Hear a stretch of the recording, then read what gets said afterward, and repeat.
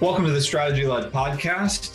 Today, we're going to talk about the opportunity for marketers from ChatGPT and new AI technology that's coming on the market. I think there's a lot of conversation right now around the disruption, around jobs and industries that are going to be changed quite a lot by this tool, but I don't think there's enough of a focus on how much opportunity is out there right now for people who are ready to embrace the technology and learn from it and grow through that experience. And so what I want to do is use this episode today to show from some of the experience from those of us who've been in performance marketing for some time and have dealt with some pretty significant disruption, how we've kind of taken that experience and used it to apply to the situation we're in right now. Because I've been at Web Profits for 10 years. I started out in SEO.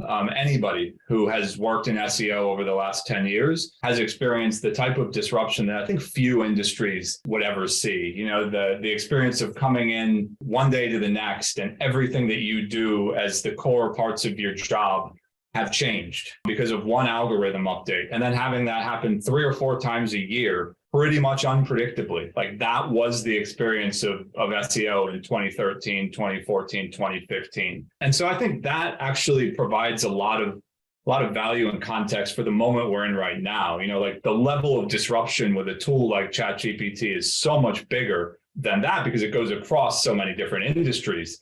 But there's a lot that we can learn from that. And so that's what we're going to try to get into today. My name is Ben Fitzpatrick. I'm Chief Strategy Officer at Web Profits, and I'm joined by Alex Kleanthis, co-founder of Web Profits and host of the Growth Manifesto podcast.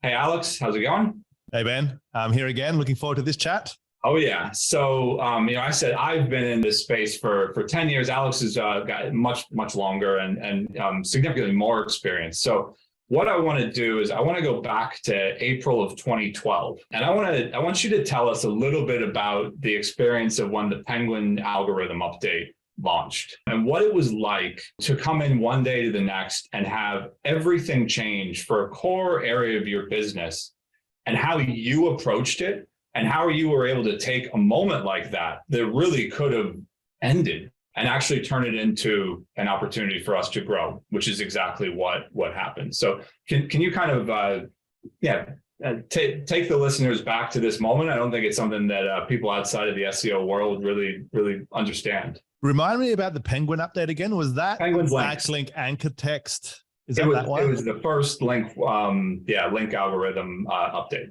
Penguin, yeah, I remember that when all of a sudden, if you had too many transactional keywords or keywords inside of the backlink profile, that was bad. And now all of a sudden it was good to have a percentage of keywords that have the brand name and some that had the keywords which you wanted to rank for, and kind of having to mix it all up. And I think you're right 100% that the SEO field is a field where you have to get comfortable with anxiety about what is going to happen and what might not happen and what might happen with Google and what might not happen with Google. And I think one of the challenges around that time is trying to game the system was always a harder pathway because, yes, you could get some faster results that were more cost efficient, but the real way of doing it, or the harder way of doing it, was a lot longer, a lot more expensive, and a lot more time consuming. So I think part one, it really showed me at the time the value of having something that you can count on and that is going to be impregnable, I guess, to changes from external factors. Number two,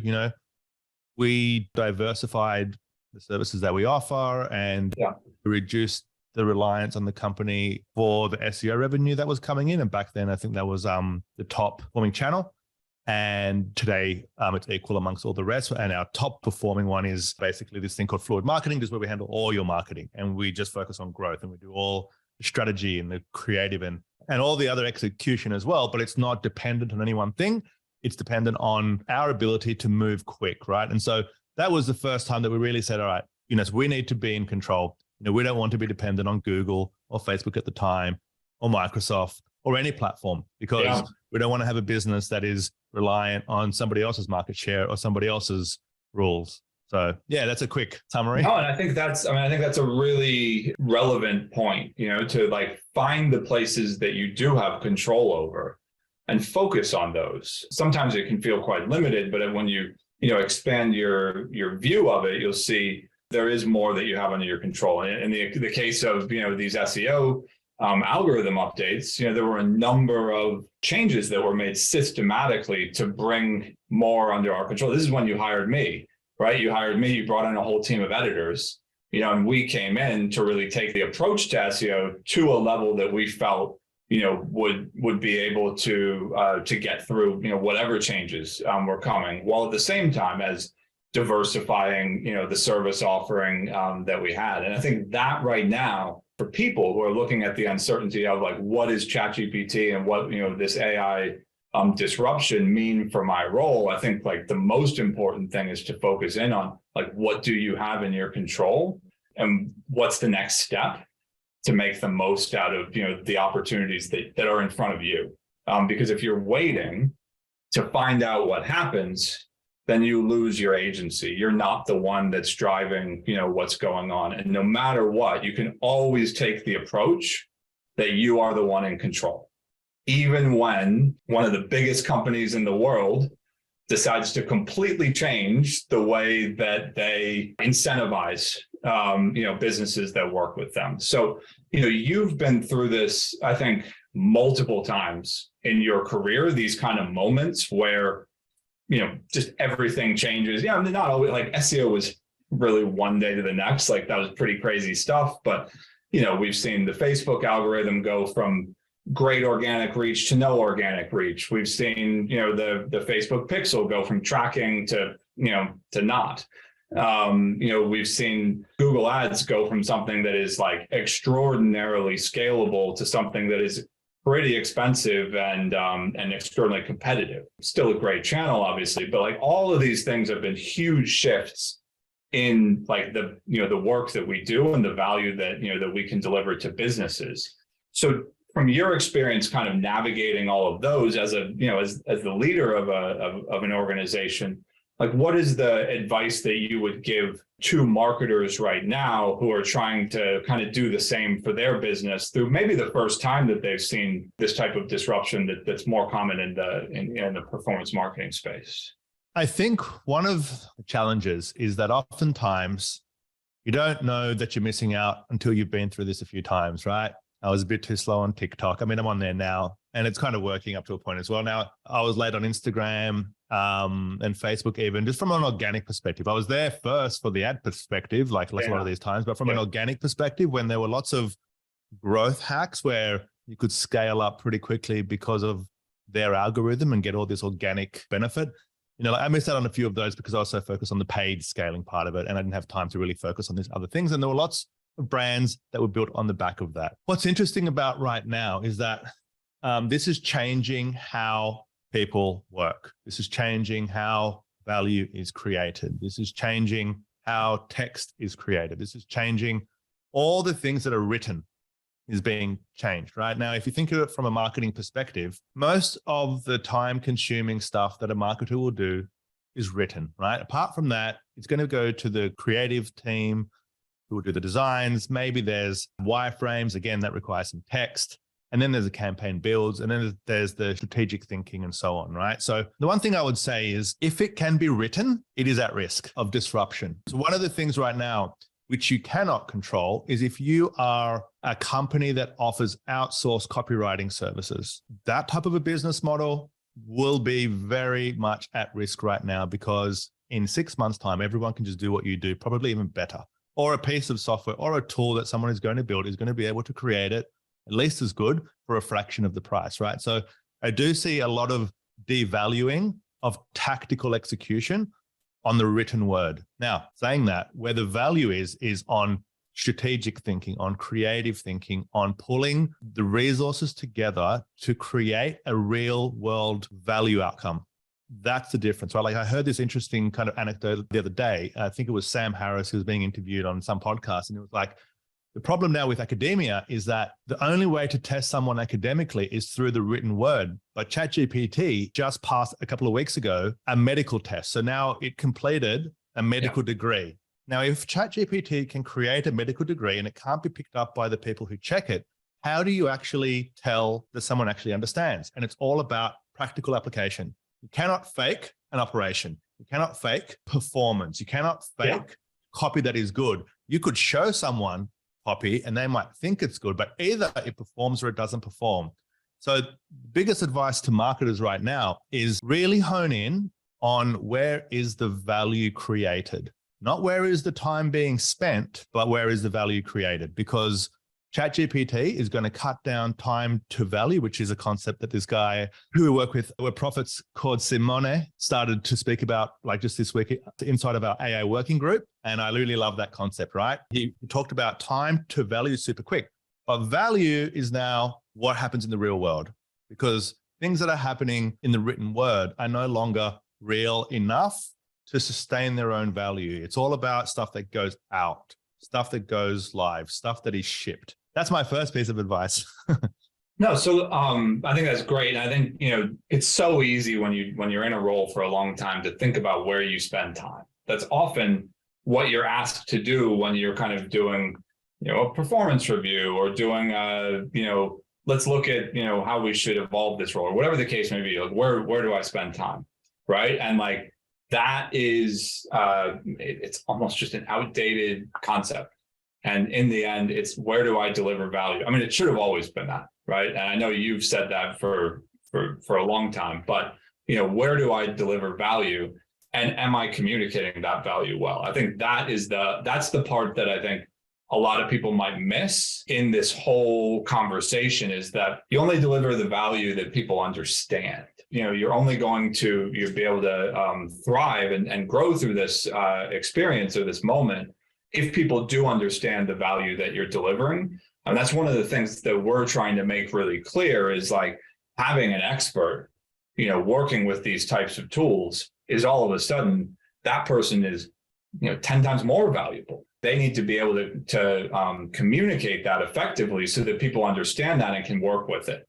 Because there's a real tendency to think, okay, well, that's not going to be as important anymore, and that's not going to be as important anymore. And I really want people to think more about the things that are going to be 10 times more important, because that's where opportunity and growth and excitement and, all the fun stuff lies. Obviously, anybody right now, you should be spending time training on ChatGPT, right? Like, you should be spending time with the tool. You should be understanding it. Go online and, and follow some of the people who are leading the way in their approach to this. Like, there's so much you can get. It does not matter what social channel you work on. If you're on TikTok, there's tons there. If you're on LinkedIn, there's tons there. I'm sure the same, on Facebook as well. Well, if I can just quickly there, because I'm across all these different platforms. And from what I've seen on LinkedIn, there's a lot of content around ChatGPT, but it's all just example prompts, right? And prompts themselves are super basic, right? So yes, it's obviously the way in, but the first prompt is never the answer, right? So what I have found personally is, if you go to TikTok now, because of how TikTok content is created and because of the speed of evolution of ideas on TikTok, you get really advanced things. So what you do there is you come to TikTok, you search for some ChatGPT stuff, you engage with some of that content, and then soon all the feed is going to be just ChatGPT content. And there's a lot of stuff there. And then what you will start to see, because I think a lot of the people that will be listening to this podcast are more senior marketers that have a lot more experience, that might look at TikTok and think it's for kids, right? And I have my own separate opinions or just for fun, right? About how wrong that is. No, just for like, oh, that's not for me. That's just a thing for kids who dance, right? Anyway, wrong, to be clear. But I would say that you start to see how many 17, 18, 20, 25-year-olds are creating, are coming up with ideas, are doing stuff way more sophisticated than what you're seeing on LinkedIn posts, right? So that's a quick little tip. If you want to get good ideas really quickly and a flow of them, like in really short bursts, I would highly recommend TikTok. Awesome. And so people should be focused on ChatGPT, get really good at it. That's awesome advice to go look on TikTok as, kind of your inspiration and guidance around that. What would be other skills that you would recommend people focus on right now to get the most of this opportunity? This is the interesting part right now, right? So I've been saying for the last, since I've been on ChatGPT, especially in the last, say, month, it's only been around for 2 months so far. ChatGPT is a tool for experts right now, right? There's a lot of articles online that talk about all the downfalls of ChatGPT and all the places that it's wrong and how it can lie sometimes and how it doesn't get the right outputs and how it can't do really specific things that well.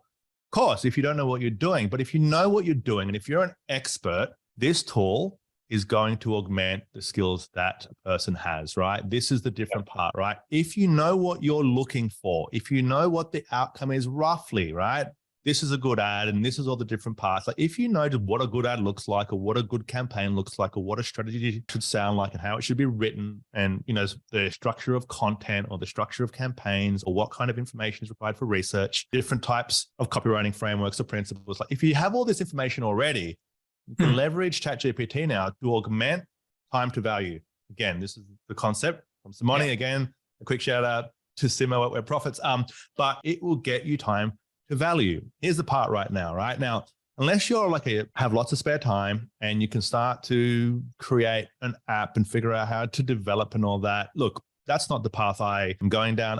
That's not a path I would suggest anyway, right? I think where people should hone in on their skills is where they are already the best at something and where they already have strength at something and triple down on that area through ChatGPT. If you're trying to create a skill right now while learning another skill with ChatGPT, you're going to be just lost in a land of just unknowns and assumptions and just so many things that are just not correct, right? But if you're fantastic at something already, and like I said, at the moment, in its current format, ChatGPT is a tool for experts, a productivity tool for experts, right? Yes, it can do translations. Yes, it can do answers. Yes, I have used it to create a story just for my son about Star Wars and dragons and somebody called Isaac and all that type of stuff, right? That's all just time wasting stuff. That's kind of funny and cool. And I think that's where people get kind of stuck. But if you're an expert, you need to understand where is the value which you offer and use ChatGPT to just shorten that time to that point of value.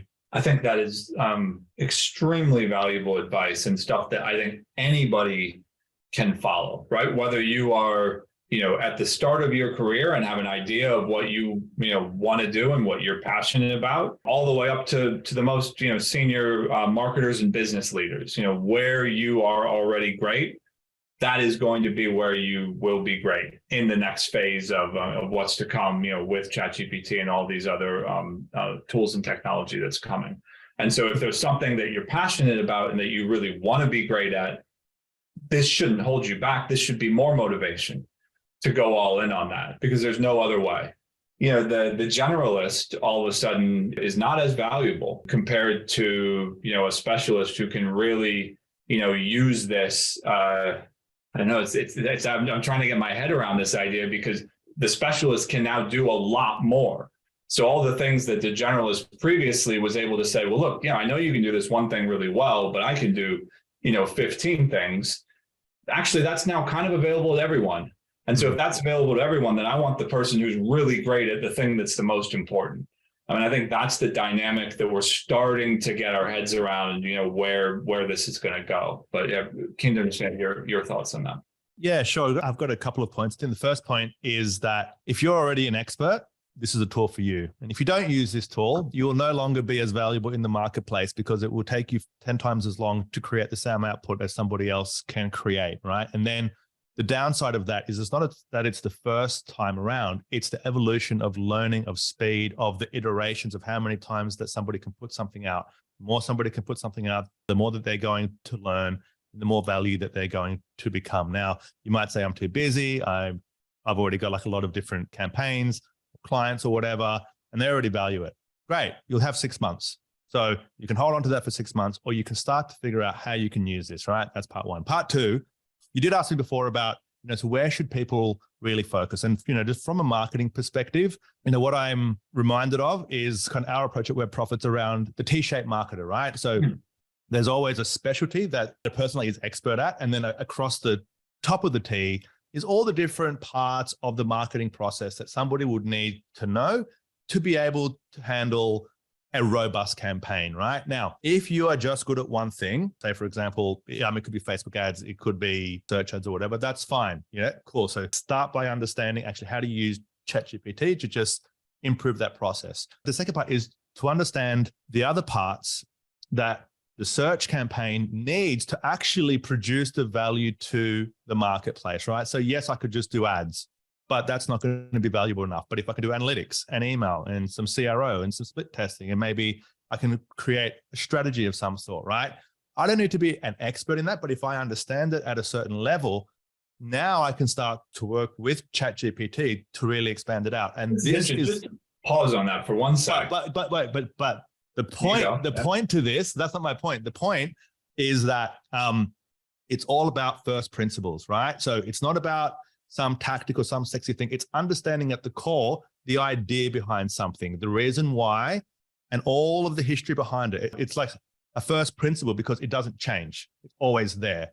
And that's in books, that's in courses, that's what you learn. And that's the advice. Sorry, Ben. Now you can cut me off. No, but what's interesting, I think you've kind of pinned down something that I hadn't really considered this way previously, which is we're talking about the importance of expertise, and that, you know, that is where you can go and use this value. But actually there's some more change in there as well. What you're saying is you can be an expert, but if you've been an expert and not looked at how your value integrates with the world around you and the business, you know, if you just are a brain surgeon and you do brain surgery and then do not care about anything else, and you know that's just the one thing you've done, it's probably the wrong analogy, but definitely the wrong analogy. That's not going to, that's not the approach that we're talking about here. What we're saying here is double down on your expertise, because you're going to be able to do all the things that integrate your work with everyone else and with your marketing and what you're going to be able to do that also now. Right. So like that's not going to require you to spend a career developing those skills. We have been given a tool that can facilitate all of that. So, so double down on your expertise, but also understand how the value of your work is applied across the business you work in, the marketing you do, your customers, whatever the case may be. And make sure that you're across all of that so that you can really take on that as you get better and better with this technology. And I would say as part of that process, we're talking about first principles and so on. Cool. So I say, I want to learn about copywriting now, right? So I buy 10 books on copywriting. Every time I actually would learn something, I think about it like, how can I put this into ChatGPT now, right? All right, cool. So how can I start to use this? And I start to take notes, and now I can kind of integrate those notes into some prompts. I can start doing example prompts. I can start doing things as a result of that. It's not just theoretical now. It's like, all right, I'm taking theory, I'm adding it to the expertise I already have. And so I know something already, like I'm not completely junior. And then I'm starting to integrate with ChatGPT as well and see kind of how I can start to build things out, and I think that's the way in. What ChatGPT cannot do, it cannot put information into your head that is highly valuable yet, right? A book from an authority that has a ton of Amazon reviews, let's call it, right? Like if you're not sure how, that's the way in, because people that have expertise are teaching you.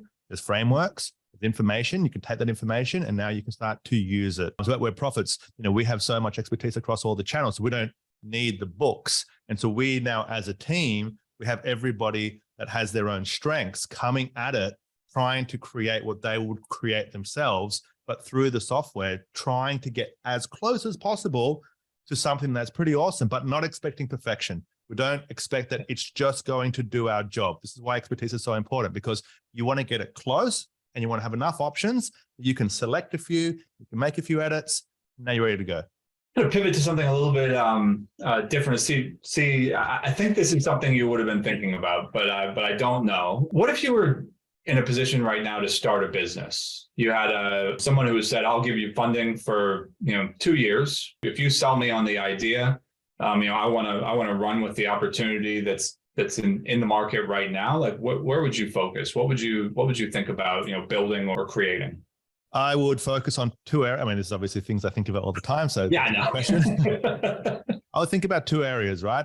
The first area is the target market, right? Who is the target market? Is the target market the type of segment that is going to really take the time to understand both marketing side of things and the ChatGPT side of things, right? And I'm just now talking just from like a marketing perspective, right? Because that's the kind of businesses I think about, right? Because and it does apply across every business, right? And so all business is a target market, a product, a competitive edge, and so on. So I start with the target market and make sure that there's not a risk that what I'm doing with ChatGPT could be created by that target market, right? So the smaller the business, the less of a marketing team they have, the better that is going to be. Part two is, who am I competing against, right? So there's a segment.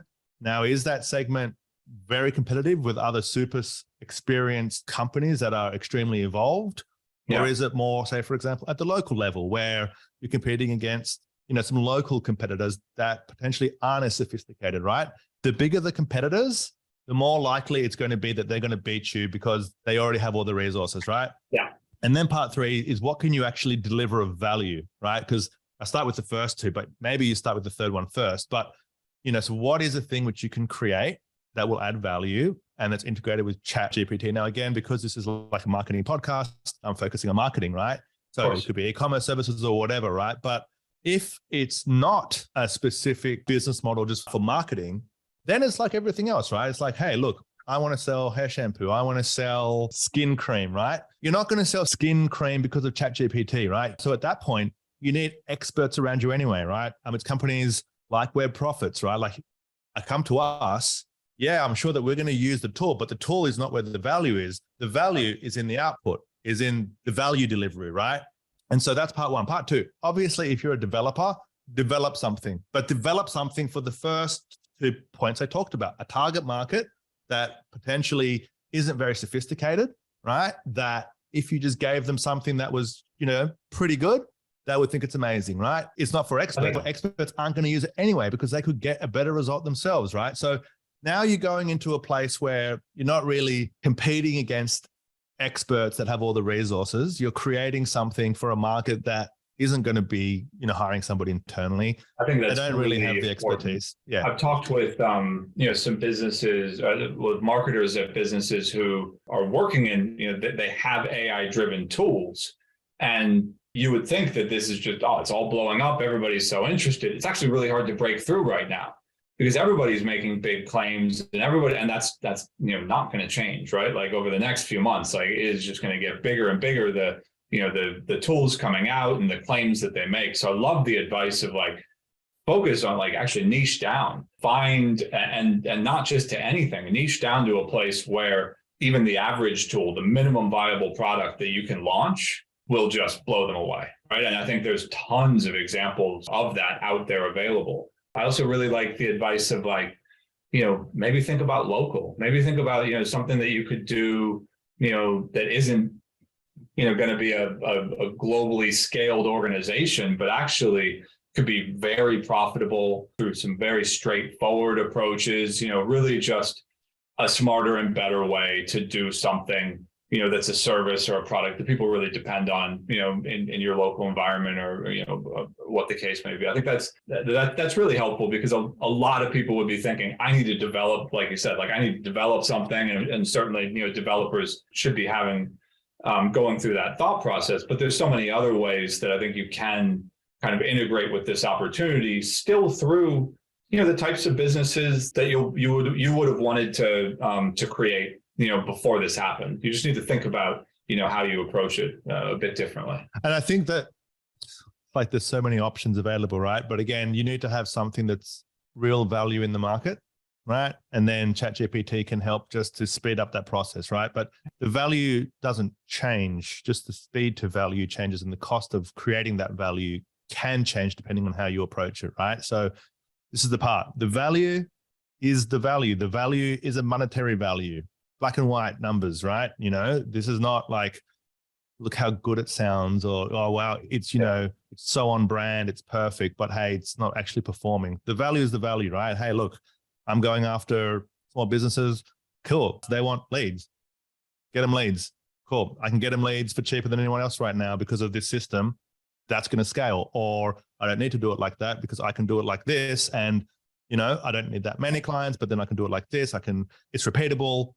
Yeah. It doesn't take a long time. You know what I mean? There's so many ways in. The value is not, and I think that this is the framing that people need to understand is the value is not ChatGPT, right? Like that's not the product that you're going to go out and create. Again, unless you're a developer that can build something on top of it, but like they're fine.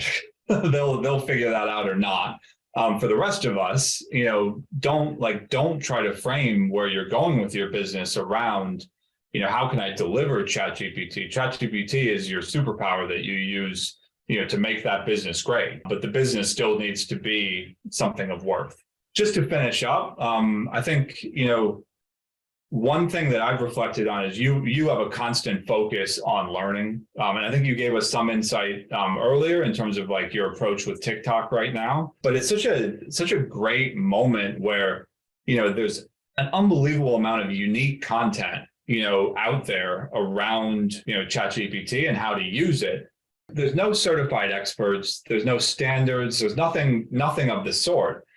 And at the same time, there is so much to learn, right? So like that has to be a priority for everyone out there. So what is your approach to the situation like this? Obviously starting with how you found the community on TikTok to really kind of level up your knowledge. See, this is, I think, times where I thrive more, right? Times of uncertainty, times when things are not proven, times where everyone is laughing at something and thinking it's not something that's actually that good. Like I remember I was just doing the same thing back at the start of the internet days.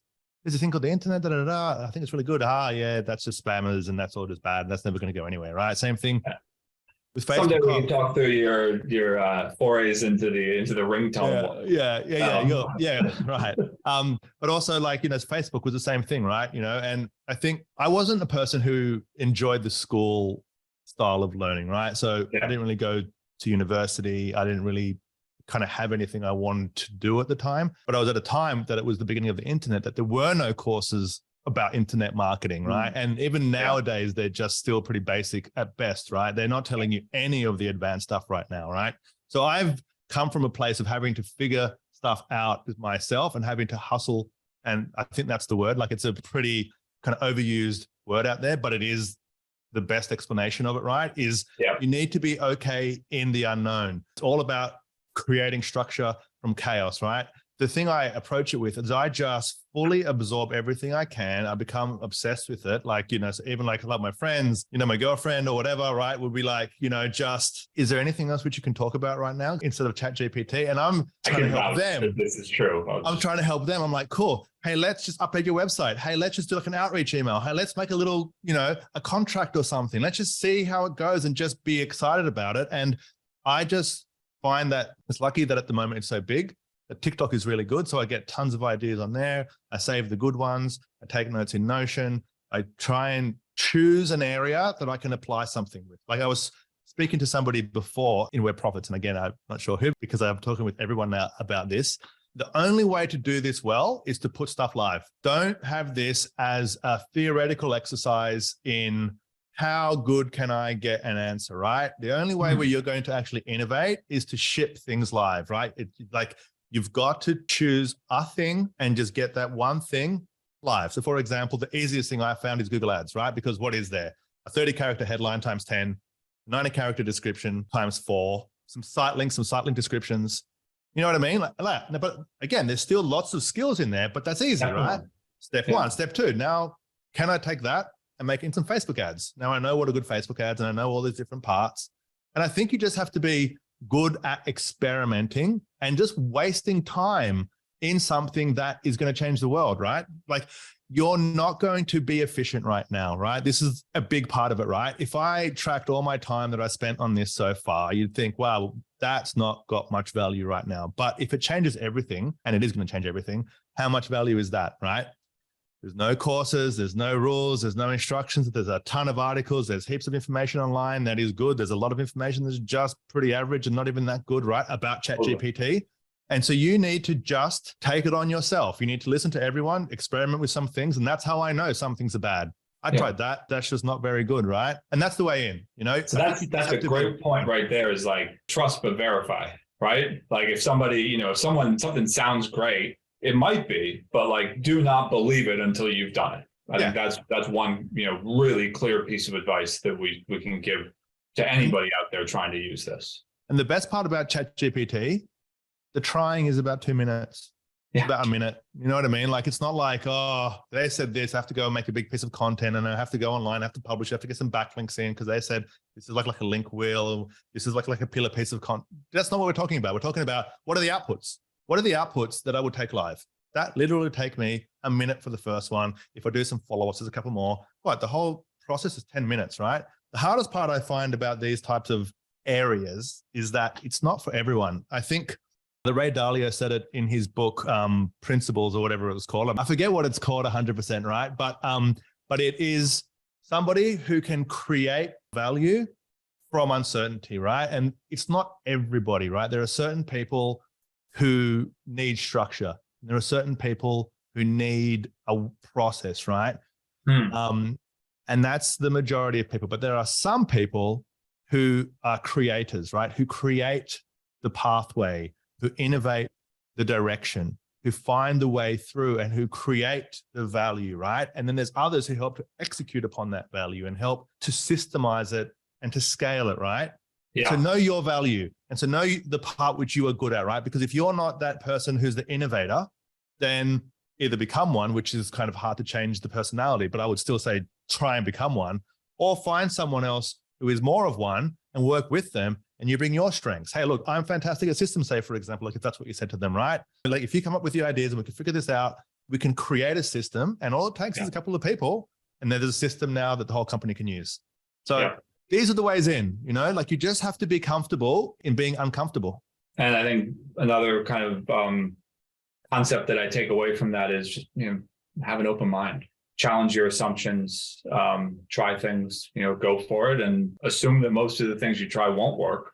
But when you find something that does work, that's going to be gold. And that's going to be something you can, really use and build on. If I can just say as well, I think the one thing to think about, right, is that, I've seen all these charts online, right, about speed to 1 million users, right? And I think first one was Facebook got there fast, and then there was Instagram, then it was like TikTok. ChatGPT's got there faster than any other application in the history of humanity, right? It got to like 1 million users in a week. And this is changing how value is created, and it's going to change how business is done, especially like all the parts of the value creation chain. So what I would say is that don't sit on your laurels right now and get yourself innovated out of any value, right? If you become the laggard at the moment and some people are coming up with ways to work that put you out of a job and you didn't even know because you weren't even across it, that's your fault. It's your fault because you're listening to this right now. And so No, it's a fair point. So it's a hard point, but it's the only way to approach the situation right now. Yeah. And it goes right back to what we said at the start, right? Take control of what you have control of. And there's lots that you can do with that, no matter the situation, that you're starting in. And I think this does go, our why at Web Profits is we believe there's always a smarter and better way to do things. And I think, Alex, your and my version of that is smarter, faster, and better. And the reality is like, that is the mindset, for right now. And I think, it is kind of the reason why Web Profits, we're here right now, just pushing as hard as we can, because that's the approach that we were always going to take given who we are. But it's also fully accessible to anyone out there, regardless of the industry you're in. I've seen copywriters right now, which obviously is a place that is, being disrupted pretty directly. I've seen them running with this in ways that is really exciting, and they're going to go out and be leaders, and I think they'll grow through it, the ones who do that. So Alex, look, we keep talking as always, and we will, but thank you so much for today. For listeners out there, Alex hosts the Growth Manifesto podcast. I urge you to go follow that. I think probably, Alex, in the episodes moving forward, it'd be great to kind of give people a few episodes of that podcast for them to go listen to. But is there any one that you'd recommend people check out right now? Yeah, it's one of the popular ones. It's Roger Martin. And it's how to develop a strategy to win in competitive markets, if I can remember correctly. And that could not be more valuable right now, because he talks about you need to decide on where to play and how to win. And if you're going in with ChatGPT, this is a really important thought process to have before, just going in, just having fun with it. So that's the one I would recommend. Awesome. Yeah. And I've listened to that episode a number of times and learn from it every time. So couldn't agree more. To everyone listening, thank you so much. Alex and I will be continuing to record episodes on a weekly basis. We're also going to be talking to strategists across Web Profits, as well as hopefully beyond, about ChatGPT, AI technology, the opportunities in marketing from it. And we really are going to be focused, on opportunity and growth. And that is where we live and work every day. So wherever you're listening or watching, like or follow the Strategy Led podcast so you don't miss an episode. And we'll see you next time. See you, everyone. Thank you.